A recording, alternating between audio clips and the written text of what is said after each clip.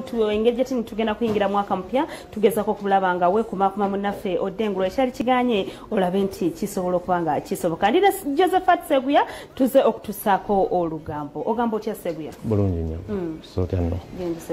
Abantu bafudde bangi bannaaye. Abantu bafudde. Bagambye nti bawo omubaka oli ow'ekyotero omukyala gwe twazika. Bambi muganda we. Nti bannaaye oyo nno covid. Abangambye ekyapambalaasi omumanyi. Ekyapambalaasi abamanyi eddagala eryo. Kano ddungu James Nateete. Naye yafudde. Ekyo nno ndowooza oluvannyuma ngenda kyongero kikakasa saagala bye sirabyeko. Naye ate bannange Zebra, Senyange, Mando namukola mujjuza Olugambo. Oyo ali ne bamukuba amasasi. Mando naye agundi byawukana abamu batugambye wano tube twogerako n'omusasi waffe nga ali saidi eyo naga nti abantu bazze ne bamulumba ekire waka n'omukyala kati ye nagezaako ne yeetaasa n'adduka n'afuluma mu ddirisa n'abuuka ne bamugoba ne n'emboozi ze tubadde tuteekanyiza zampeddeko kwegamba zamuziggyeko gundi okufirwako omuntu g'omanyi ate nga wakabeerako olaba nti tubadde tuwumbawumba mwaka tegutulemi 2020 baaba otuli bubi bane twagambye okuwumbawumba bisajjuka tuteekawo Spice Diana twekako okulaba ku birungirungi eyaguze emmotoka omwaka guno naye Spice y'omu ku basereba babadde successful omwaka guno afulumizaayo ku nnyimba yaleeta kiri ekyo kijjukira ekyabakanyama bonna ne bakikoppa abayimbi Mary Bata gwenzijukira asayiniza contracts nyingi agenzeeko n'ebweru n'ayimba bwe bityo kale tulabe kwezzaamu ku ssuubi Spice mu president bwona kabotyo kale katugume gavumenti ejja kuddamu mwana covid olunnabeerwa embweru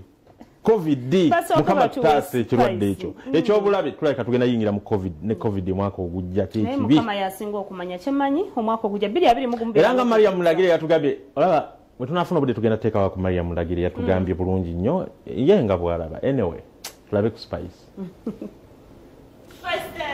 kino kyekiraba ky'omwaka simanyi bweza kitwala osobola okumbulirako era mukama mwebaza alhamdulillah stagalo Range Rover byonnaawo kya mukama kyekyabadde South Africa kaddeyo ne show satu naye nasobodde kukolako emu ku Christmas endala zo twafunamu obutakkaanya ne bapromota show ebbiri tezasobola kubaayo nga twali mu kukwatagana ne bapromota but still buli business bibaamu ebyo buzibu kyo bwasinza okubaawo ne promoter oba osuubira okuba nga promoter atuukiriza ebintu ebisinga there has to be some respect kyekisookera ddala n'oba ompadi sente bwana n'abalala naye nga tewali respect ebisobola tusobola emagana okukolagana wabadde okyali eyo wabaawo ensonga eziyitiŋŋana wano Spice Diana gwe tovuddeyo ku nsonga z'abamawulire topositinze twali tuli awo noteekayo posti eringa gye bakukasa okuteekayo running page zange munaye pressure abaana abo bakusuula ku pressure naye just tulina otegeera nti buli omu waddemba okupostinga lwayagadde kyayagadde kubanga omuntu kiringa ng'omuntu omukka kokola ekitu nga takyagadde akikola fwa just for the sake but ffenna kitulimu tukinyigira wamu ffenna twagala embeera ennungi twagala Uganda ey'emirembe sinza asanyuka nga balina munauganda gwe basse nze gye mbadde ku mawanga ffenna tukimanyi when you travel normally internet esobola okubula okitegeera kubanga wola siga mulina line ya South Africa so oba oli ku hotel waliwo internet ovaawo internet neebula oteekayo ebifaananyi ebitulumyawo konze bannange kankubulira ekintu kyemmanyize nganze nze ndowooza mu bintu bino ebya struggle mulimu n'abantu ate abalina emitima emibi mulimu abantu abalina ennugu kati beekweka muki mu struggle ng'omu ku bayimbi abasinza okubeera successful ng'omu ku bayimbi abasinza okusayininga deal wano east west okikoze otya sookera ddala ojja kwebaza Katonda yonna bene ekirala is hard work buli mbeera totandika lockdown nga buli omu era ali down nga fena okay tumbiza sound bannange UCC eggulu yamukkiriza oluyimba lwe kyaba alukolera olw'okuba lunyumira abantu alukozesa okulwanyisa covid okusinga okupromotinga nga bwe kibadde nga era ne bagamba bagenda muwa akasente kati so ndoza kyekimu kukisoso okukolebwa obulungi PR strategy ya government nti sikunyigiriza muntu nti oluyimba tuluweza bulaga katukwere kasente okyuseemu olaba eyo strategy eba nnungi kati abantu bagenda tuwuliriza bulungi katugenda katukulekere ndoza Mariam Ndagire nga nnyonnyola nti yo oluyimba olusinza omunyumira omwaka guno Tumbiza Sound ekisesa yali tamanyi namumanyi oyo yaluyimba ne Tumbiza Sound nga taluwulirangako wabula bwe bali baluweze ne lulinnya we yalutegerera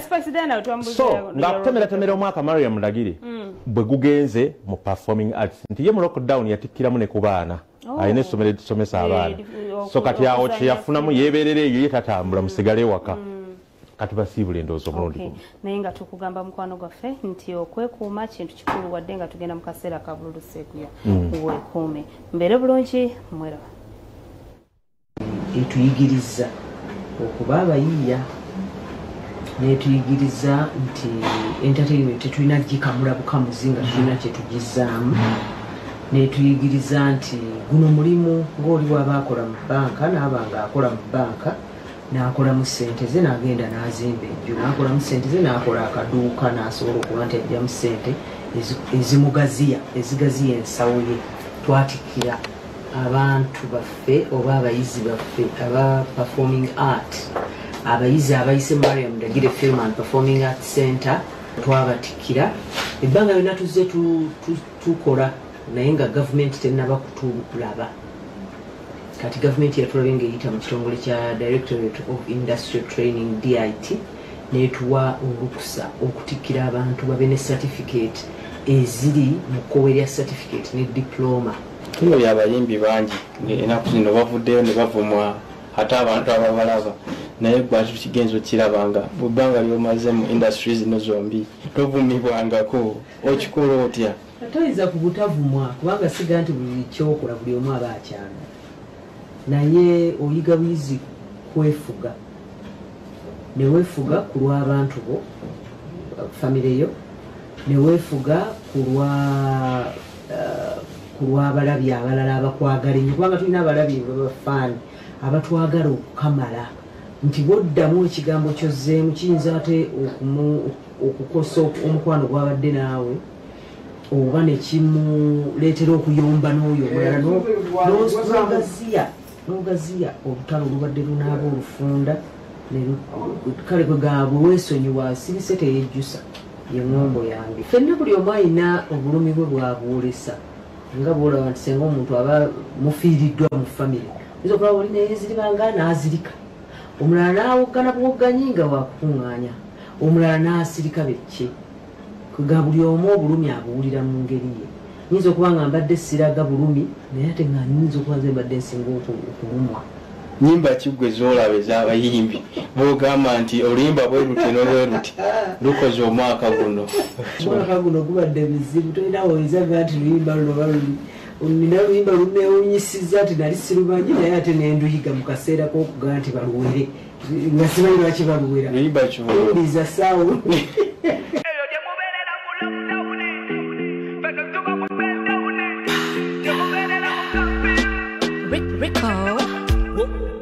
mitimba gyakaluba tetulina bitengo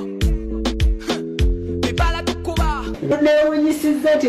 ne artist nali simumanyi naye nagati yaliwo oyo kakati ate bagamba baluwera ate abantu bongera dduwulira nowulira nga it was just fun there was no need tewaliwo nsonga lwaki omuntu bamugaa nti no tokola ki oluyimba olwo baluwere siraba kiruweza kubanga omuntu tayinza kuba nti ajja kuwulira oluyimba olwo agaye nti kafye avuddewo kubanga tuwulira oluyimba kibanga ekitunaazaako ennaku feba artists tucreating embeera oluusi ebeera satire nocreating embeera nga muyo olinganga eyeeyeeya olema okubeera mu bulumi so obulumi obwo tulimu obwa kafyu obulumi bwokuba nti buddakika tunaaba mu ngalo omwana yabukozeemu atiwe